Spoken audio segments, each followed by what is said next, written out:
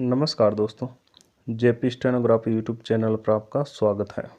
यह डिक्टेशन 80 शब्द प्रति मिनट का होगा, जो कि 7 मिनट तक बोला जाएगा। जनसत्ता से लिया गया है। 10 सेकंड बाद स्टार्ट किया जाएगा।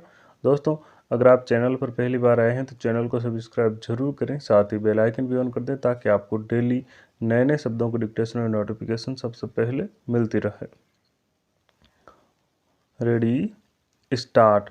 देश में शिक्षा के प्रसार के लिए समय समय पर अनेक कार्यक्रम और अभियान चलाए गए और इसी का परिणाम है कि अब ज़्यादातर बच्चे औपचारिक शिक्षा के दायरे में आ गए हैं, मगर इसी के समांतर इस बात की ज़रूरत भी महसूस की गई कि पढ़ाई लिखाई के दायरे के विस्तार के साथ साथ उसमें गुणवत्ता एक अहम पहलू है और इसे सुनिश्चित किए बिना शिक्षा के प्रसार की कोई खास अहमियत नहीं रह जाएगी।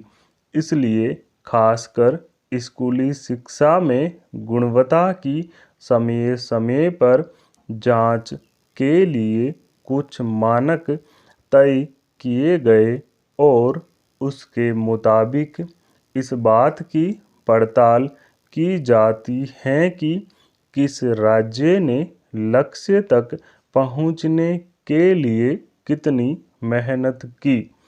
स्कूली शिक्षा सूचकांक तैयार करने की इसी व्यवस्था के तहत केंद्रीय शिक्षा मंत्रालय के स्कूली शिक्षा एवं साक्षरता विभाग ने जो ताज़ा ग्रेडिंग सूचकांक जारी किया है, उसमें पंजाब और चंडीगढ़ ने बेहतर प्रदर्शन तो किया है, लेकिन कोई भी राज्य या फिर केंद्र शासित प्रदेश तय 10 श्रेणियों में से शीर्ष 5 हासिल नहीं कर पाए। यानी कहा जा सकता है कि शिक्षा में गुणवत्ता को लेकर देश के सभी राज्यों में स्थिति अभी संतोषजनक नहीं है। दरअसल सभी राज्यों में पंजाब और केंद्र शासित प्रदेश चंडीगढ़ भी जितना हासिल करने में सक्षम हो सके हैं, उसे अधूरी कामयाबी कहा जा सकता है। तय मानकों में इन्हें अभी लंबा सफ़र तय करना है। गौरतलब है कि सन 2017 में शुरू किए गए इस प्रदर्शन ग्रेडिंग सूचकांक में 10 ग्रेड तय किए गए हैं।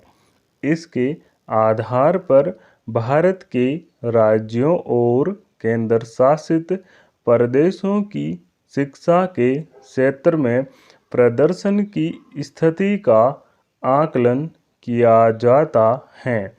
इसका मकसद शिक्षा के मामले में राज्यों का ध्यान निवेश से परिणाम की ओर स्थानांतरित करने के अलावा लगातार वार्षिक सुधारों के लिए मानक तय करना, गुणवत्ता में सुधार, सबसे बेहतर साधनों को साझा करना और राज्य के नेतृत्व वाले नवाचार के प्रयोगों को प्रोत्साहित करना है।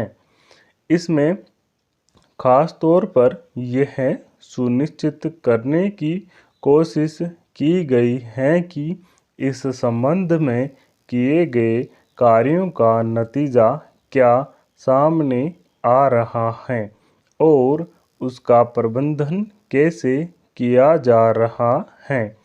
यूँ भी अगर किसी कार्यक्रम के सालों साल चलते रहने के बावजूद उसकी गुणवत्ता में सुधार नहीं होता है तो उसका कोई सकारात्मक परिणाम सामने नहीं आ सकता। हालांकि देश में शिक्षा की सूरत में सुधार के लिए लंबे समय से प्रयास चलते रहे हैं।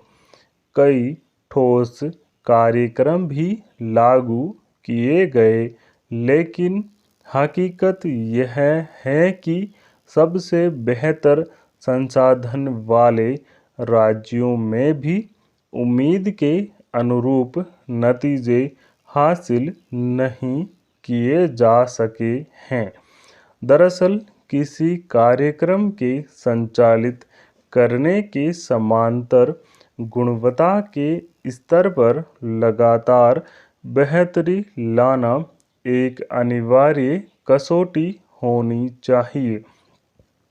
देश की स्कूली शिक्षा व्यवस्था की तस्वीर का अंदाज़ा इससे लगाया जा सकता है कि पिछले कई सालों से लगातार आने वाली रिपोर्टों में यही तथ्य सामने आता रहा है कि पाँचवीं, छठी या उससे ऊपर की कक्षाओं में पढ़ने वाले बच्चे भी दूसरी या तीसरी कक्षा की किताबें ठीक से नहीं पढ़ समझ पाते।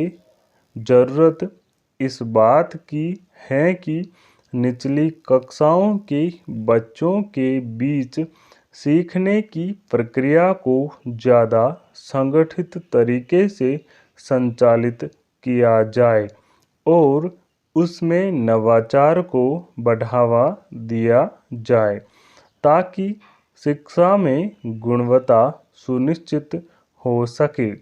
वरना सीखने समझने से वंचित स्कूली बच्चों से समूची शिक्षा व्यवस्था का एक अधूरा पटल ही तैयार होगा। स्टॉप। दोस्तों, इस डिक्टेशन का पीडीएफ लिंक डिस्क्रिप्शन में मौजूद है, आप वहां से जाकर डाउनलोड कर सकते हैं। दोस्तों, अगर डिक्टेशन अच्छा लगे, पसंद आए तो लाइक शेयर कमेंट जरूर करें। चैनल को सब्सक्राइब करना ना भूलें। Thank you.